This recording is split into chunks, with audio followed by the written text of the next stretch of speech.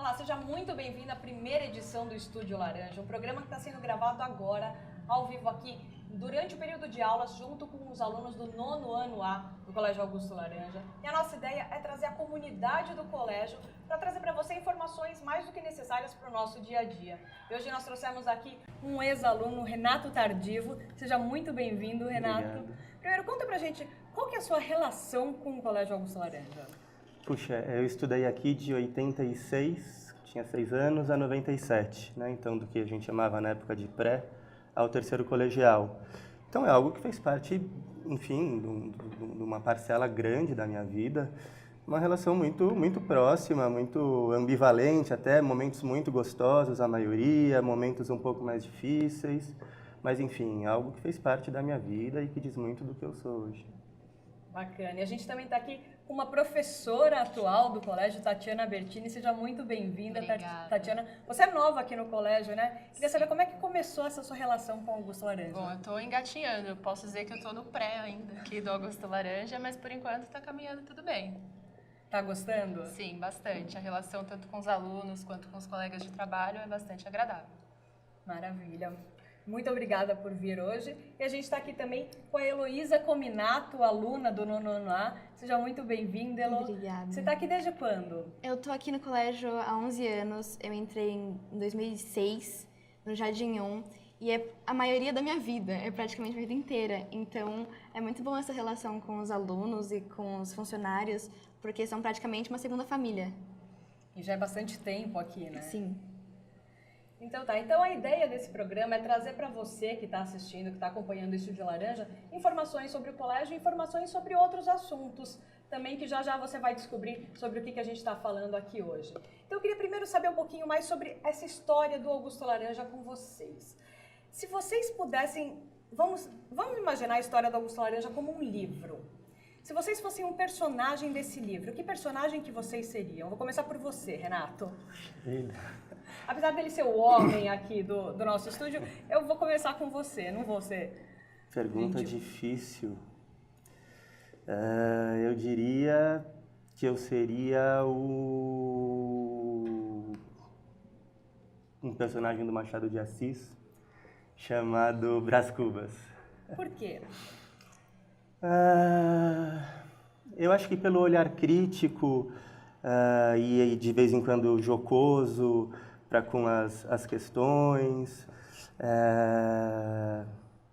eventualmente fazia uma série de amizades, mas como eu fiquei aqui muitos anos, então mudei de unidade, mudava de salas, etc. Acho que transitava entre várias pessoas.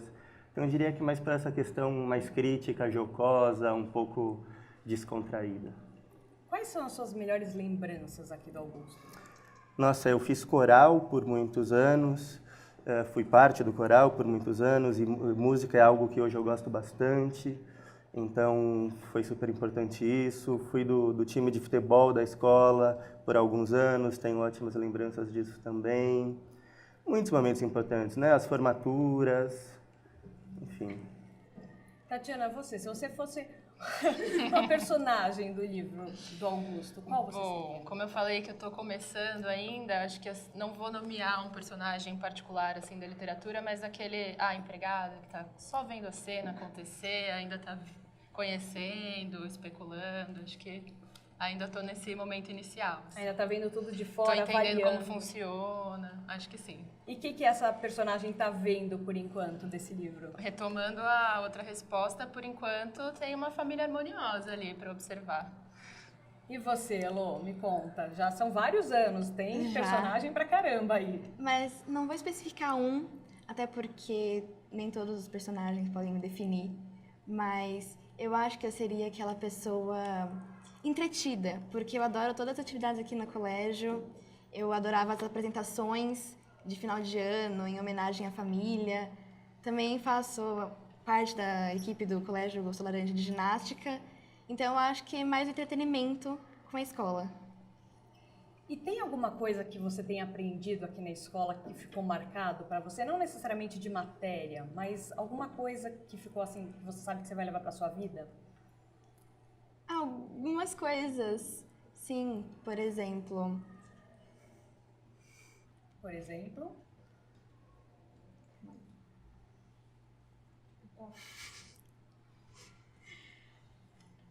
Por exemplo, aqui na escola, a gente não tem muito isso de separar as pessoas.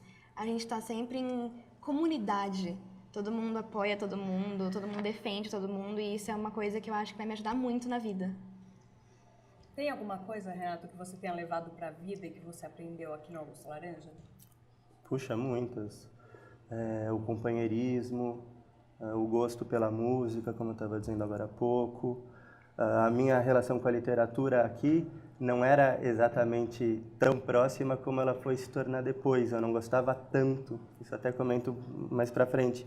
Mas eu pude descobrir como foi importante, sim, o contato com os livros, o primeiro contato com os livros mais sérios, mais densos aqui, para o que eu iria desenvolver depois. Maravilha. E eu acabei também nem falando, mas eu também sou ex-aluna do Augusto, estudei aqui de 89 até 98 e tenho lembranças maravilhosas. A gente já conversou aqui um pouquinho antes do programa também. Tudo isso que eles estão falando eu divido completamente, porque foram lembranças maravilhosas. Agora, Renato, você estava contando que você tem essa relação próxima com literatura. Agora acho que a gente já pode contar um pouco para o pessoal que está assistindo. Você é escritor e psicanalista também. Eu queria que você contasse um pouquinho sobre essa sua carreira como escritor e como é que começou essa sua paixão, como é que você descobriu essa vocação? Tá, tentar resumir. Eu não pretendia ser escritor, nunca pretendi. Como eu estava dizendo, não era aquele aluno bom em redação, era mediano para mais, tirava 6, assim, 7, quando muito. E aí comecei a fazer psicologia, já interessado na relação da psicanálise com as artes, com a literatura. E aí começaram a vir algumas inspirações, escrevi os primeiros textos, foram publicados no jornal do Centro Acadêmico, e aí a coisa deslanchou. Fui tocando a graduação em psicologia por essa área da psicanálise com a literatura e escrevendo ficção paralelamente. Então foi por aí, assim. De onde surgiu a inspiração para começar a escrever? Pois é, não sei direito, algo que veio do nada, assim, muito pelo gosto pela leitura que eu passei a desenvolver também. Então, eu lia todos os livros, né? Tinha uma carga imensa de leitura, lembraram 3, 4 por bimestre, não sei como é que é hoje, no ensino médio, né? E eu lia todos, mesmo, enfim, não sendo aluno nota 8, 10 de literatura, como eu estava dizendo, eu lia todos. E não gostava muito, mas lia. E aí que eu fui descobrir mais tarde como isso foi importante, assim, fui ressignificar esse exercício, essa atividade, essa leitura, e passei a gostar muito de ler e estou sempre lendo alguma coisa. Aluno nota 8, nota 10, tem a Elô aqui, que é aluna excelente. Elô, alguma pergunta para o Renato? Excelente, não. A literatura, hoje em dia, ela pode ser resistida, porque ela não tem tanta rapidez quanto as outras coisas. Como, por exemplo, o celular, que você aperta um botão e já funciona tudo. O livro você precisa de paciência. Por que você acha que existe essa resistência? Bom, acho um pouco pelo que você disse, né? Toma mais tempo, exige mais trabalho mental, trabalho psíquico, trabalho intelectual. Mas é uma grande pena que a sociedade não priorize esse tipo de atividade, né? No começo, a gente, quando acompanha o crescimento de uma criança, a gente vê como elas gostam dos livros, né? Os livros são bem-vindos, são presentes e tal. Chega lá no começo da adolescência, uma ou outra dessas sagas infanto-juvenis ainda agrada, e aí, acabou. O livro passa a ser uma coisa ruim, que não é bem-vinda, que é quase que um castigo, é um fardo, né? Agora, essas novas tecnologias podem também ser usadas em favor da leitura, né? Não substitui, acho que o livro, enquanto objeto, ele é fundamental, tem uma questão do manuseio, tem uma questão do cheiro, né? Toda uma relação corporal que a gente trava com o livro. Mas você poder comprar com um clique um livro no seu celular, no seu tablet, no seu e-reader e poder ler e tal, pode ser super interessante também, né? Então, acho que cabe muito a gente conseguir usar essas novas tecnologias em favor da leitura. Tatiana, alguma Eu ia pergunta? fazer uma intervenção, tem um pouco a ver com isso. Quando você perguntou para ele de onde vem a inspiração para escrever, eu acho que tanto para escrever quanto para ler, as pessoas têm que ter a noção de que não é tão fácil, né? Tem muito labor, tem muito trabalho, tanto para um escritor, ele refaz, ele reescreve. Grandes obras da literatura não foram escritas num momento de lampejo, né? Elas foram trabalhadas. E acho que o leitor tem que saber que tem que fazer esse trabalho também. A leitura nem sempre é fácil. Quantos clássicos você pega para ler e para, aí deixa e volta depois de anos. Então, nem toda leitura, assim como nem todo processo de escrever é assim tão fácil, né? Às vezes é difícil. Como é que funciona essa sua rotina de escrita, Renata? Você tem uma rotina ou você espera a inspiração aparecer e você escreve? Ou você se determina assim, eu tenho um prazo para escrever um livro, eu quero escrever um livro até tal dia e aí você escreve? Eu procuro não estipular horários fixos ao longo do dia para escrever. Como a minha rotina ela é meio bagunçada, porque eu atendo em consultório, eu dou aula, às vezes estou na universidade fazendo pesquisa e tenho os trabalhos de escrita também, então isso acaba variando. Agora, se eu estou trabalhando num projeto e tô inspirado, entro nessa rotina aí de labor que ela estava dizendo, né? Um trabalho mais árduo, de escrever muito, de revisar muito, de reescrever. Então eu procuro escrever um pouquinho por dia, pelo menos, mas não tenho horários fixos. E, por exemplo, no trabalho de escrita, a cultura como um todo o conhecimento que a gente tem influencia muito. Puxa, muito isso era uma coisa que eu ia dizer, né? Eu era um aluno, sei lá, nota 6 em redação, 7, mas eu era aluno nota 9 em física e matemática. Isso é muito louco, porque eu ia muito bem nas exatas no ensino médio e acabei indo para as humanas ao longo da minha vida, da minha carreira, né? Então, como essas diferentes disciplinas dialogam, sim, umas com as outras, e dizem muito, enfim, da nossa capacidade de fazer as escolhas, Então, enfim, acho que é importante estar sempre aberto para esse diálogo entre as diferentes disciplinas, sabe? Sim. Mais alguma dúvida, Tatiana? Elô? Em relação a isso, onde entra a importância de contato com outros livros, mesmo não sendo muito da sua área? Por exemplo, falar um livro de matemática se você está escrevendo um livro sobre o psicólogo das pessoas. Então, matemática hoje, para mim, não é algo que interesse mais, né? Houve um momento em que era importante, meus colegas de psicologia invejavam as minhas notas em estatística, todo mundo queria me matar, e aí passou. Agora, houve a sua importância naquele momento, eu acho, para o meu modo de pensar, para a minha maneira de, enfim, me localizar no mundo, fazer minhas escolhas. Agora é isso, a gente, ao longo do tempo, vai escolhendo outras coisas, né? Tá, bacana.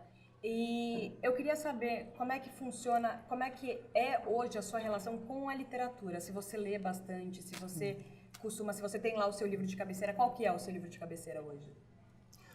Puxa, eu vou começar o livro de uma escritora italiana, que está até aí sendo bastante falada, que chama Elena Ferrante. Não li nada dela ainda, dizem que ela é muito boa, né? Mas sim, estou sempre lendo. Estava lendo agora há pouco um escritor brasileiro que eu gosto muito, que chama João Carrascosa, que é um contista fenomenal.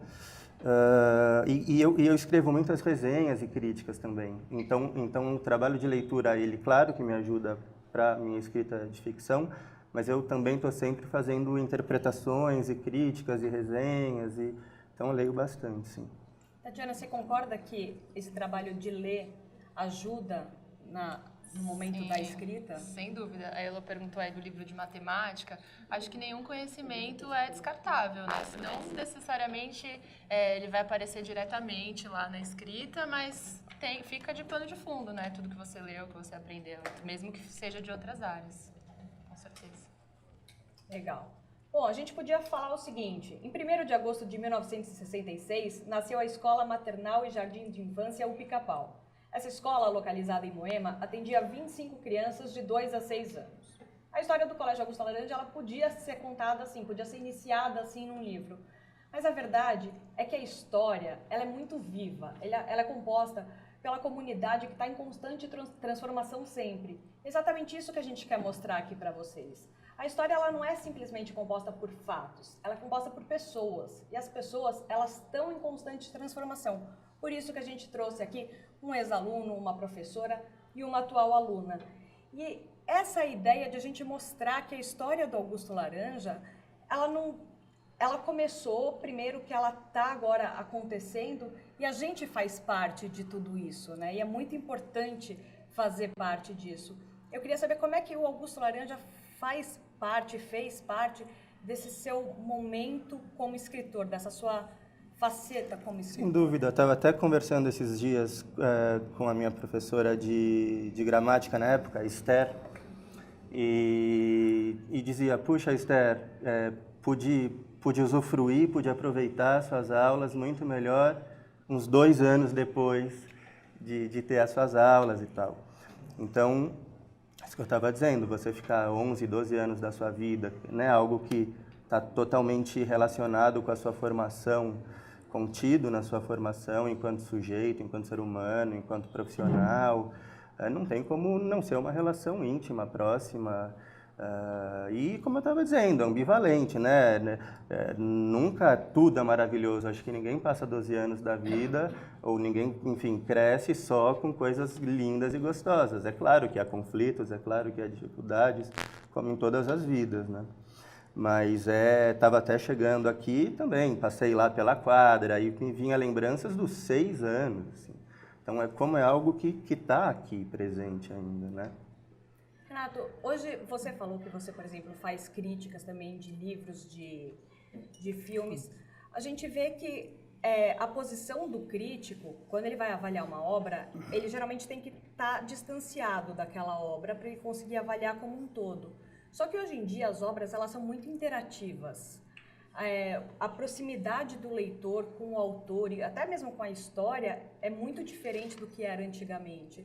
Como é que funciona o posicionamento do crítico, sendo que hoje em dia ele às vezes está muito mais inserido na história do que distanciado? Então, eu acho que hoje em dia, até pelo que você está dizendo, essa noção de crítica distanciada tem caído um pouco mesmo, né?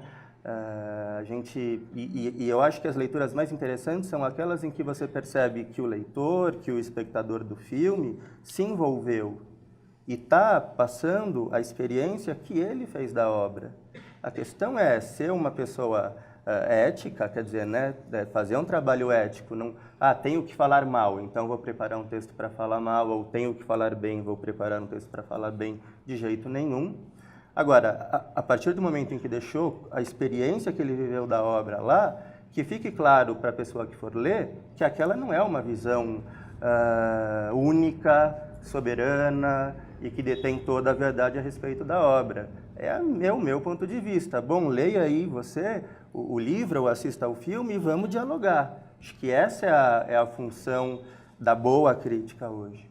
Sim, porque muitas vezes eu já vi pessoas não criticarem, mas questionarem o trabalho do crítico, falarem, mas ele falou de uma forma que eu não vejo daquela forma. Mas é muito uma questão de interpretação também, né? Muita gente às vezes nem entende o trabalho do crítico. Fala, ele viajou naquela questão. Eu acho que muito artista se sente mal defendido ou algo do tipo, né? Mas tem também maus críticos. Tem gente que diz, é uma porcaria, sem abrir espaço para que um outro não ache uma porcaria, por exemplo. Eu já acho que não é um bom trabalho de crítica. Mas a crítica não deixa de ser uma questão de opinião? Sim, mas veja, você tem que sempre ter noção de que a sua opinião não é totalizante, não tem como, né? A pessoa que acha que a opinião dela é 100% correta, se fecha para a opinião do outro, para a alteridade, bom, é uma pessoa que está fechada em si mesma e, portanto, para mim, perde valor a opinião dela. Quando a gente fala dessa participação do leitor, principalmente, a gente vê muito a questão dessa interatividade, por exemplo, em livros como Harry Potter, da série Star Wars, que as pessoas interagem bastante. Com roupa, essas coisas. Exatamente. E não é só a questão do livro, existe o filme depois, que ou é uma continuidade, ou levar um livro para o filme, ou existe história em quadrinhos. A Marvel, inclusive, é excepcional ao fazer isso, está conquistando vários fãs por causa disso. Como é que você vê até a questão da transmídia nessa relação dos livros? Sim, há músicas inspiradas em livros também, quadros, enfim, uma série de...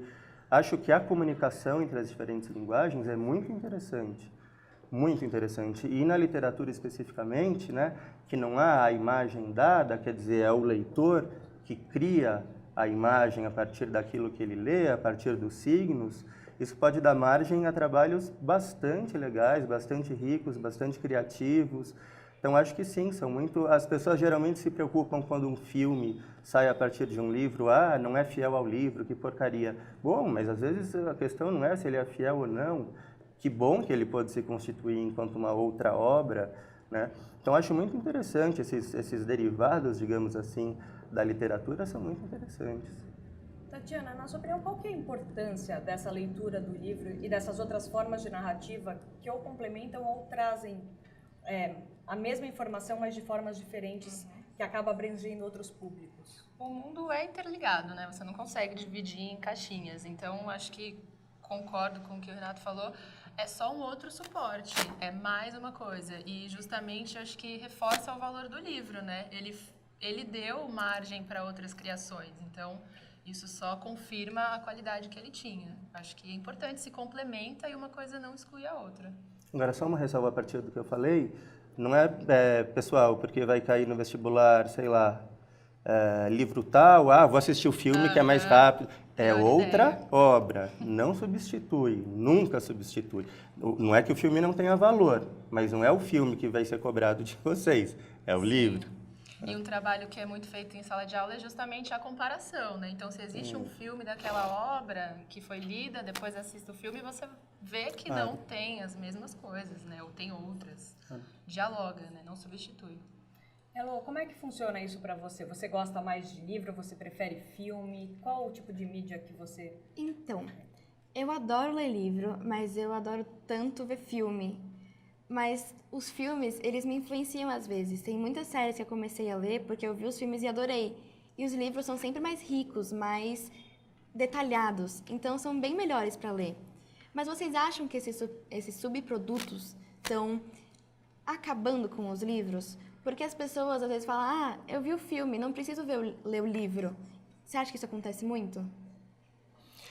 Acho que acontece sim, sobretudo entre os jovens, para quem a leitura acaba sendo mais maçante, porque estão mais inseridos nessa questão das imagens, da rapidez, das trocas aí pela internet e tudo mais, né? Agora, a minha opinião é que o livro não vai acabar. Acho que sim, há uma tendência dos livros eletrônicos crescerem, mas não acho que substitui o objeto livro pelo que eu estava dizendo lá no começo. Acho que há uma relação corporal mesmo entre a pessoa que lê e o livro, que é, para a gente aqui, acho que universal, acho que não acaba, não. Eu também acho que não substitui, porque se a gente chama de subproduto, é um produto que vem desse livro que é primeiro, né? Então, acho que vai caminhar paralelamente, não ser substituído. Mas vocês veem um aumento dos livros digitais hoje em dia? Porque, assim, a gente estava até conversando, eu e a Elu antes, que, por exemplo, quando eu estudei aqui no Augusto Laranja, a gente precisava fazer uma pesquisa, eu ia para a biblioteca pesquisar na Barça. Ela, por exemplo, já não sabe o que é a Barça. A enciclopédia, eram 10 volumes, que eu lembro que eu pedia para minha mãe assinar a Barça, e era absurdamente caro.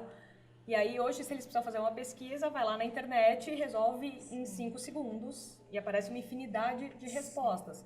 Então, a Barça, por exemplo, ou qualquer outra enciclopédia, não existe mais, porque foi completamente superada. Vocês acham que isso não deve acontecer com os livros?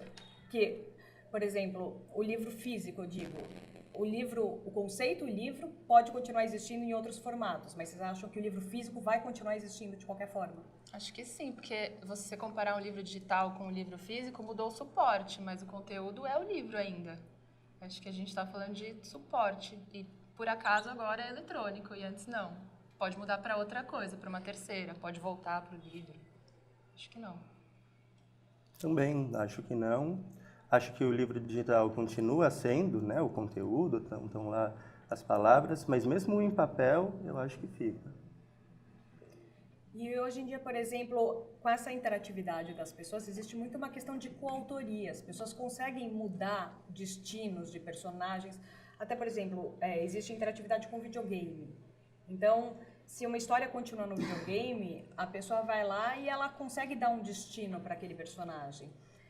Se ela resolve fazer um filme e publicar na internet, ela também define. Isso, como escritor, te incomoda? Não, eu acho que a grande graça é essa. Bem afortunado é o artista que encontra espectadores que recriam a sua obra, que propõem outros destinos, porque a obra ganha vida própria. Uma vez eu, por exemplo, não gosto de reler os meus livros publicados, porque você sai querendo mudar tudo, achando uma porcaria e tal. Então, pronto, tá pronto, acabou. Não quero mais ler. Agora, ouvir feedback, ouvir leituras, sejam negativas, sejam positivas, acho que é o que há de mais interessante. Porque o seu livro passa a ter coautores, né? Você Isso. ganha personagens, você ganha destinos, coisas que às vezes você não planejou. Sim, mas acho que, como eu estava dizendo, essa é a graça, que bom. Você pretende escrever alguma coisa? Algum Quem livro? dera. Tem ideias assim, Tatiana? Não tenho pretensões literárias. Hello? Não, Não? não quero seguir nessas áreas de literatura. Mas às vezes nem seguir, assim, ter uma ideia de história e resolver colocar... Porque você não tinha essa pretensão também. Não tinha, eu responderia que não, né? Nessa idade. Eu acho que eu nunca vou fazer um livro, escrever um livro, mas algumas ideias, assim, pode até passar para o papel, mas publicar alguma coisa eu acho que não. Mas coisas que acontecem no dia a dia, que eu quero registrar, acho que aí eu vou fazer mais. Tatiana, qual que é a importância de contar histórias para crianças? O contar e o ouvir histórias. Para crianças e para todos os seres humanos, eu acho, né? Uma das primeiras urgências, uma das primeiras necessidades do homem, assim que surgiu a linguagem, ele vai me ajudar como psicanalista, contar histórias, narrar, né? Então, na pré-história, ao redor do fogo, as pessoas se reuniam para falar, para conversar. Eu acho que isso faz parte, é o que tece a nossa humanidade, né? Ser capaz de contar histórias. E todo mundo gosta de ouvir história. Alguém conta uma piada ou uma fofoca, que legal ouvir uma narrativa. Então, acho que isso faz parte do que é ser humano. Sim, acho que somos linguagem, né? Nosso corpo é linguagem, nossa história é linguagem, no princípio era o verbo, né? Eu concordo plenamente.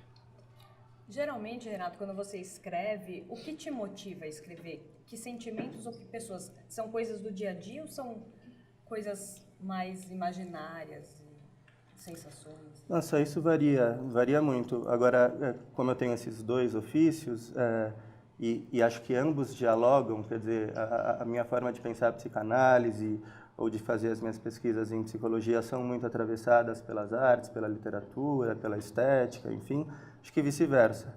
O meu trabalho criativo é também muito atravessado pelos conflitos psíquicos, pelo mundo interno das personagens. Agora, eu não acredito nessa cisão entre interno e externo, né? Então, para você falar do mundo interno ou criar um mundo interno de um personagem, evidentemente que você tem que estar atento também ao cotidiano com o qual ele interage e vice-versa. Para eu construir aquele cotidiano, eu tenho que estar atento ao mundo interno. Então, depende muito do projeto em que eu estou trabalhando, diria que as duas coisas. Como é que a psicanálise vê essa questão de contar a história para a criança e explicar o conto de fadas, a divisão entre o mundo real e o mundo imaginário? Puxa, super importante, né? Porque estimula a capacidade de fantasiar. E a fantasia é fundamental, porque é a partir da fantasia que vão decorrer as escolhas posteriores, a formação do caráter. Então, essa questão lúdica do brincar, da fantasia, do primeiro contato com a letra, ele é fundamental, ele é fundante daquela personalidade. E onde entra nessa história dos livros infantis a importância dos desenhos nos livros infantis? Então, essa questão da ilustração, ela é uma questão interessante, né? A gente está muito acostumado a pensar nos livros infantis o fato de a ilustração tornar os livros mais atrativos, né? Quer dizer, e tem mesmo essa função para as crianças, que conseguem dialogar melhor, conseguem ler aquela imagem, não conseguem ler ainda aquelas palavras, senão por intermédio do leitor que está lá contando, mas conseguem ler diretamente as imagens. Então, tem uma questão de tornar o livro mais próximo. Agora, isso não diminui, pelo contrário, há ilustrações belíssimas, lindíssimas, ilustradores extremamente talentosos que contribuem para esse trabalho de fantasia, da questão lúdica que eu estava dizendo. Há livros, eu tenho 4 livros publicados, dos 4, 2 são ilustrados.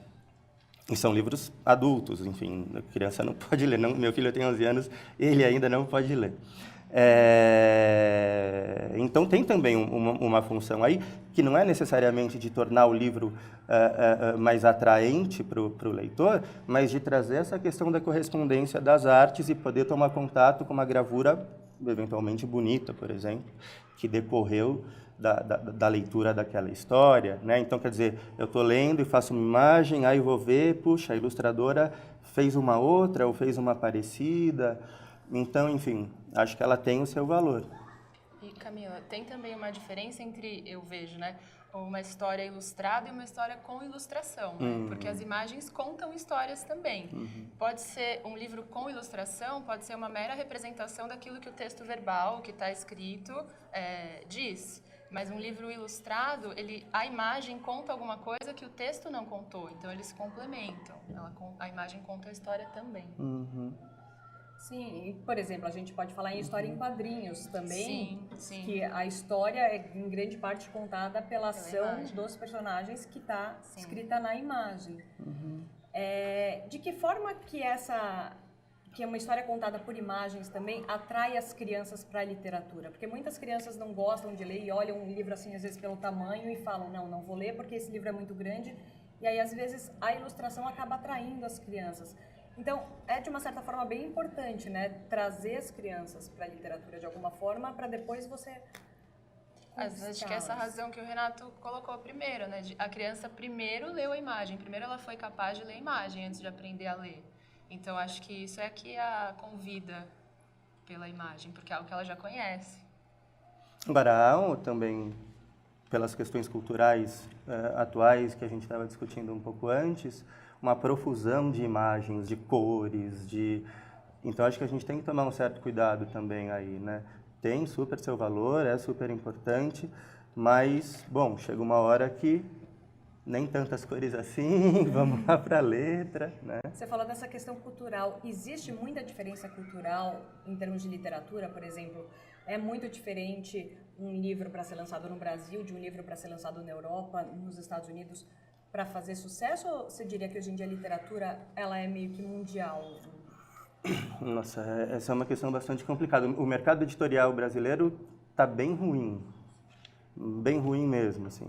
Então, quer dizer, as editoras elas têm preterido autores nacionais e publicado best-sellers internacionais, né? Esses best-sellers, às vezes, reúnem autores, enfim, que são considerados pela crítica, pelos leitores consistentes, como o Philip Roth, como a própria Helena Ferrante, que eu estava falando agora há pouco, enfim. Mas tem muita autoajuda, tem muito, né, que é o que tem vendido mais.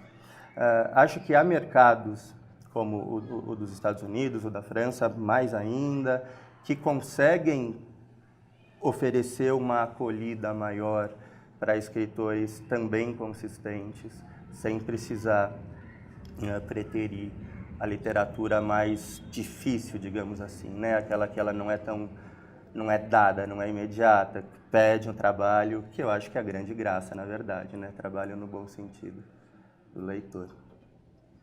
Você também acha, Tatiana, Elô? Do mercado editorial eu não tenho conhecimento, mas eu acho que existe um esforço da escola para resgatar a literatura que seja brasileira ou que seja de língua portuguesa, né? Que o vestibular reforça também, porque pede obras clássicas de autores brasileiros ou portugueses ou africanos. Mas é uma luta mesmo com o mercado editorial, eu acho, que parece mais fácil traduzir algo do que criar, não sei. Elô, você gosta mais dos livros nacionais, internacionais ou é indiferente você gostar da história? Eu gosto muito de livros nacionais, mas eu prefiro os internacionais. Eu acho que os internacionais, eles criam uma coisa que os nacionais não criam, porque lá os escritores estrangeiros, eles caracterizam o livro de acordo com a vida deles. Eles vão escrever uma cidade de Londres, se o escritor for britânico, e eu tenho vontade de conhecer essa parte. Não aqui no Brasil, vai descrever São Paulo. Eu já conheço São Paulo. Eu quero fugir para outros lugares. Então, eu prefiro mais a estrangeira. Você gosta de fugir através da literatura? Sim. Muito legal. Muito bacana o nosso papo. E para a gente encerrar, para a gente fazer um resumo disso, eu queria que vocês me dissessem qual a relação, como é que começou a relação de vocês com a literatura? Você falou que começou bem lá para frente, assim, dessa sua paixão por escrever mesmo. Mas de pequeno você gostava de ler? Sua mãe lia para você? Sim, lia para mim, gostava de ler. Aquela série como é que é? Vagalume, né? Não tinha isso. E gostava. Eu fui, no ensino médio, não gostar mais tanto, embora lesse tudo. E aí, 1 ano, 2 anos depois, voltei a gostar a partir da literatura brasileira contemporânea. E você, Tatiana, qual é? Para ninguém desistir, na escola eu não gostava muito de literatura. Eu comecei a gostar de ler com Turma da Mônica, história em quadrinhos. E assinava, chegava em casa e tinha que ler antes de todo mundo, porque quando eu lesse a história, que ela ia virar realidade, então eu precisava ler primeiro. E aí que foi despertado esse interesse. Acho que pode começar por qualquer caminho. E hoje você gosta mais de que tipo de literatura? Olha, não sei definir. Eu não sei. Às vezes eu me pego lendo algum clássico estrangeiro ou nacional e falo, esse é o melhor livro. Ou então eu leio um contemporâneo, não, esse é o melhor escritor. Eu acho que depende do momento que a gente está. Elô, qual é o próximo livro da sua lista agora? Agora, eu quero fugir um pouco esses best-sellers mais adolescentes, que nem você falou. Eu quero começar uma coisa tipo Dan Brown, com Código da Vinci, Anjos e Demônios, Fortaleza Digital, porque a minha família tem muita influência nisso. Aniversário, presente livro. Natal, presente livro. Isso influencia muito na hora de ler, porque a família fala que é legal, então você vai ter interesse. Eu acho que isso é o que mais influencia ler.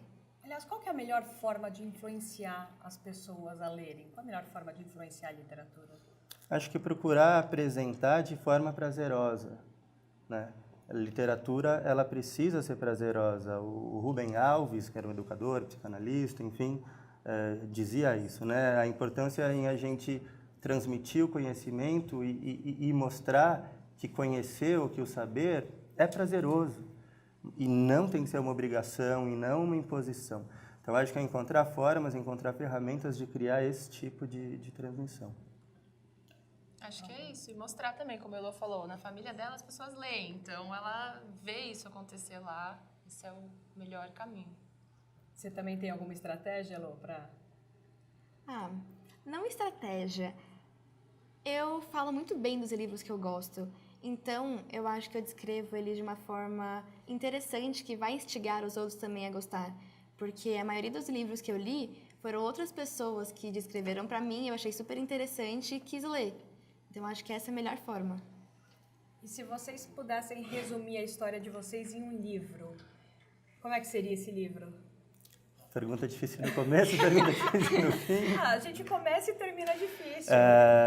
Eu diria, claro que com diferenças, um livro que eu gosto demais, que eu trabalhei, que eu escrevi a respeito, inclusive, em um outro livro, que se chama Lavoura Arcaica, que é do escritor brasileiro Raduan Nassar, que é uma figura incrível, enfim, tenho a sorte de ter contato com ele. E virou filme também. Mas, enfim, tem lá a trajetória do narrador-personagem, que que vive uma tragédia familiar e tudo mais, mas ele é muito passional, tem uma questão da sensibilidade, do contato com a terra, então acho que diria que é por aí. Assim. Muito difícil essa pergunta. Eu já dei tempo para vocês pensarem. Não foi suficiente. Eu acho que eu escolheria não uma narrativa, toda a poesia do Leminski, principalmente porque a poesia permite várias leituras e interpretações diferentes, e acho que a nossa vida é um pouco isso, né? Depende de quem lê, quando lê, para que lê. Eu acho que eu faria uma mistura. Eu pegaria esse lado da poesia porque eu acho que a minha vida pode ser descrita assim, com a sensibilidade, mas eu também acho que pode ser um pouco aventura, porque eu ainda não vivi tudo que eu tenho para viver, então eu quero fazer uma aventura da minha vida, então eu acho que esse é o melhor jeito para descrever minha vida num livro. Com certeza, a gente ainda está escrevendo as nossas histórias, eu queria aproveitar para agradecer a participação de vocês. Muito obrigada, Renato. Prazer. Um prazer recebê-lo aqui de volta no colégio. Muito bom voltar. Aliás, lá no Labor Arcaica tem uma frase, estamos indo sempre para casa, então é bom voltar. Muito obrigada, Tatiana. Obrigada. Obrigada, Elô. Obrigado eu. Parabéns pela participação aqui. Eu quero agradecer você também que participou aqui com a gente, acompanhou todo o nosso programa. Agradecer aos alunos do 9º ano A, que participaram ativamente aqui também da montagem desse programa. Foram produtores, foram câmera, foram tudo aqui com a gente também. Parabéns pelo trabalho e parabéns ao Augusto Laranja. Muito obrigada e a gente volta numa próxima edição. Até a próxima.